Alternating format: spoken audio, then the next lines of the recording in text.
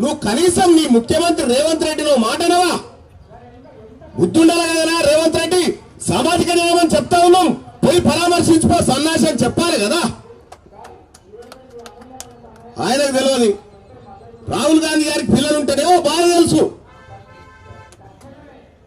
ఆయన పిల్లలు లేరు. పిల్లే కాలేదంటే అదే అర్థం. ఆయనకేం తెలుస్తుంది మనోళ్ళ బాధ? మనోళ్ళ బాధ ఒక కడుపు కన్నపేవు కోస ఆయనకి ఎట్ట తెలుస్తుంది? ఇవాళ నేను అడుగుతా ఉన్నా రాహుల్ గాంధీ గారిని, ఇదేనా నీ తెలంగాణ రాష్ట్రంలో కాంగ్రెస్ పార్టీ ప్రభుత్వం చేస్తున్న పరిపాలన? ఇదేనా, ఇట్లే ఉంటుందా అని నేను అడుగుతా ఉన్నా. ఇవాళ మీ నాయనమ్మని, ఇవాళ మీ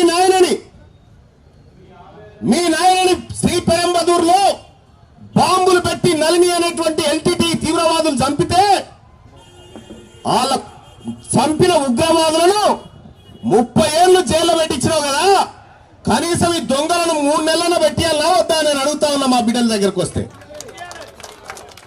మరి నీ ఇంట్లో శరీరానికి ఒక విలువ, మా ఇంట్లో శరీరాలకు ఒక విలువ ఇస్తే సామాజిక న్యాయం ఎక్కడిది రాహుల్ గాంధీ గారు అని అడుగుతా ఉన్నా.